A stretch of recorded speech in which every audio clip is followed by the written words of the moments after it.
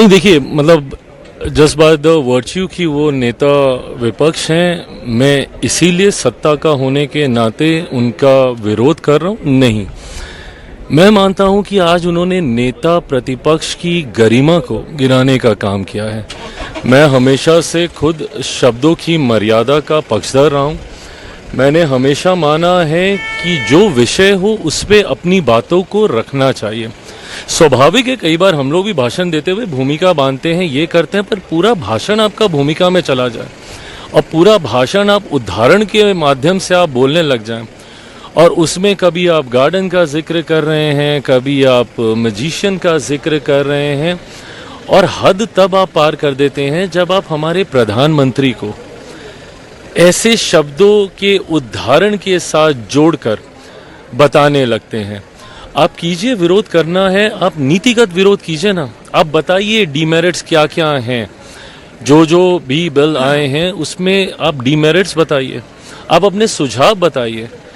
आज जिस तरीके से उनका भाषण रहा, सही बात है, जितनी बातें सभापति महोदय ने कही हैं ये सब सही हैं।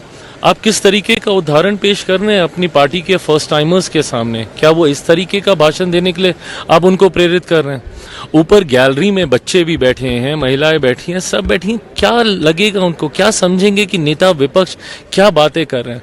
मुझे लगता है कहीं ना कहीं उन्होंने अपने आप को आज के भाषण से एक हास्य का पात, उनके खुद के सांसद, ये कोई मजाक नहीं चल रहा ना सदन में।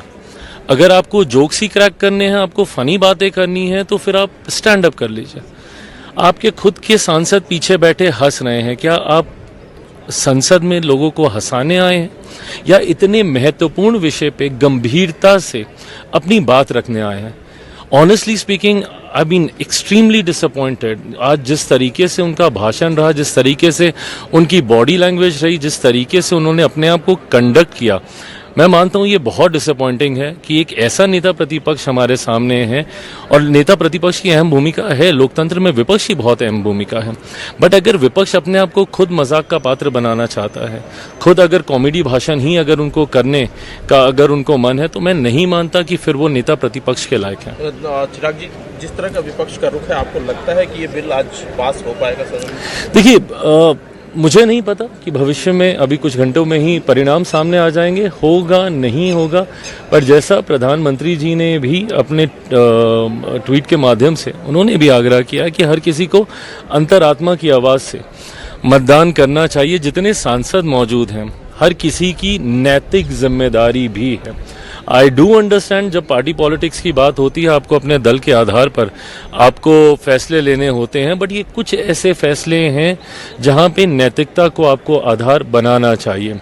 देश की एक बड़ी आबादी आपको कतई माफ़ नहीं करेगी अगर आपने पुनः एक बार फिर से दशकों से लंबित पड़े विषय को फिर एक अलग बात को आधार बनाकर अगर आपने फिर इस बिल को लटकाने का काम किया, तो मुझे नहीं लगता कि नारी शक्ति कभी इन लोगों को माफ करेगी।